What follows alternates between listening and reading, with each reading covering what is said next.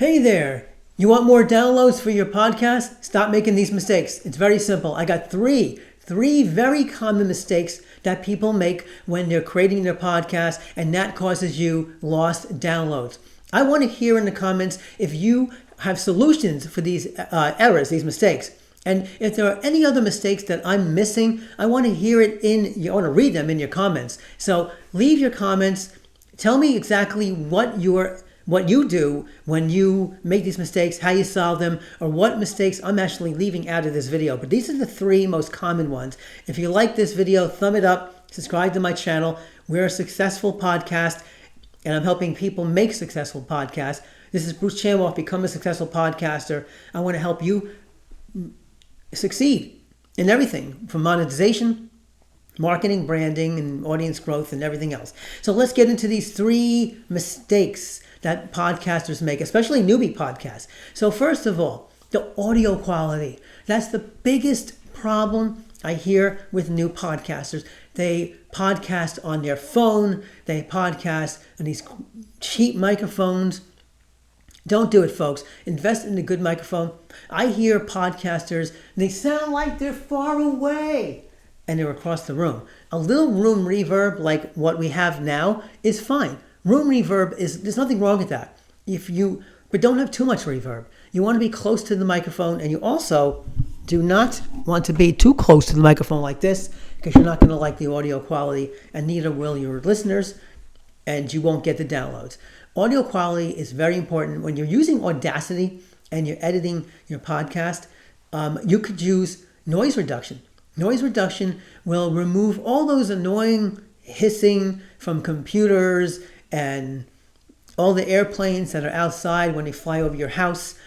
But also, you want to make sure you don't have all the background noise, like a baby crying, a dog barking, somebody else talking in the background. I hear a lot of those with podcasters. I don't want to listen to the podcast, and I don't want to download it if I have to hear all the sounds in the back. That's quite annoying, and your listeners will not stay long. They won't subscribe to your podcast, and they won't download this particular one that you have going on. So it's really important to make sure that all those sounds are gone, and you can close the door. I'm looking at my door. You close the door. You could use the noise reduction feature in Audacity. That's really important. That will take out a lot of the background noise. Now, also, make sure your podcast is, your microphone is a very good one. I want to hold this up. This is Samson. A lot of podcasters have it. A lot of podcasters have Shure. A lot of podcasters have, I think, Samson, Shure. I don't like the Yeti. I have another microphone, another podcast on the best microphones for your podcast. I don't like the Yeti Snowball. It's terrible. But I like this one, the Samsung I'm using, and it's very clear, and I'm very happy with it. Now, I want to also tell you that when you're creating your podcast and you're talking into it, make sure that everybody who's on your podcast, that's your guest, that's also, whoop, hold it, I got air conditioning. Let me get rid of that sound. Hold on. All right. I got to close that door so I can, again, it's going to be bad audio if I have to keep that in there. Make sure that your guests, you, and your hosts, co-hosts, are all the same volume. You can use in Audacity what's called a compression.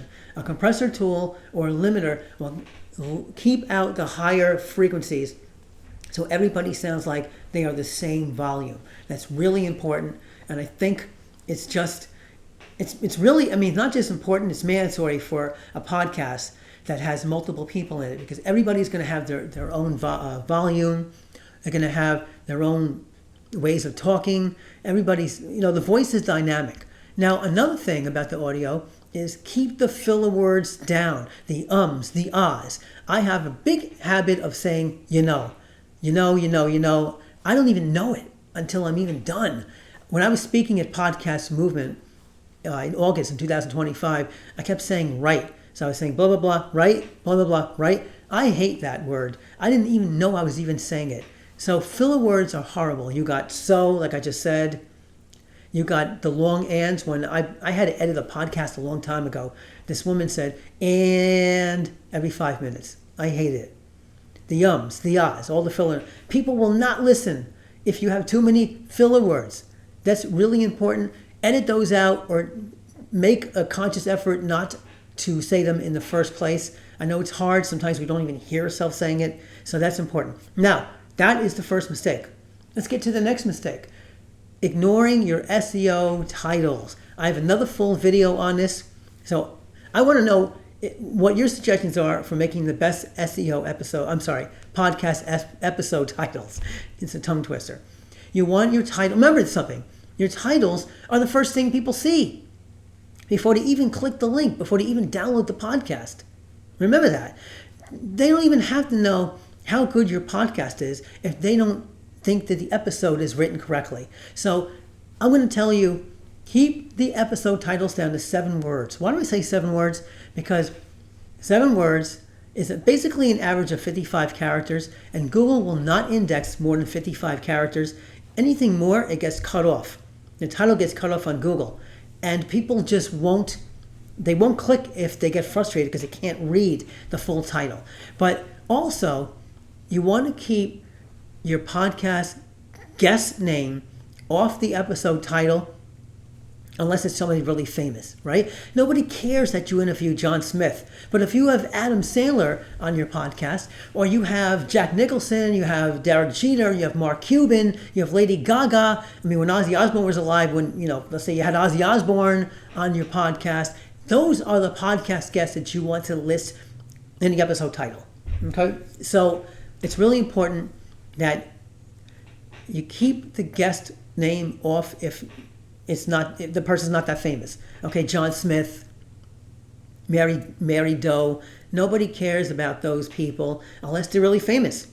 Okay, that is really important. Don't make that mistake, and that's how you fix that.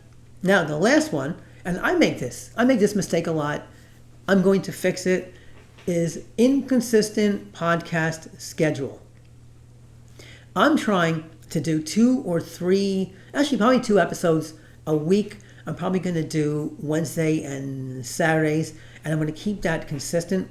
I'm going to launch a new episode every Wednesday and every Saturday. I'm telling you guys this too. But I see a lot of podcasters that don't. They launch their episodes on Monday of one week, Wednesday of another week, Tuesday of a different week. Your subscribers look for those episodes on a certain day. You're basically training your subscribers on when you are releasing those episodes. It's really important to follow that schedule. Yes, I'm saying this about myself as well. I have not podcasted or put up a YouTube video in probably about 8 months. I took a sabbatical, so I'm back. And this is an audio and a video podcast. So without further ado, I'm going to let you go on those 3. Let me recap those again. I had these on my teleprompter. Number 1, poor audio. That's a big error, a big mistake people make on the podcast. Inconsistent, non-optimized SEO episode titles. And 3, inconsistent publishing schedule. If you fix those mistakes, you'll get more downloads. It's that simple. Okay, this is Bruce Chamoff. Become a successful podcaster. Thumb up this video. Subscribe to my channel. I don't want to hear if you know any more mistakes that you make or somebody else made in the comments in this video.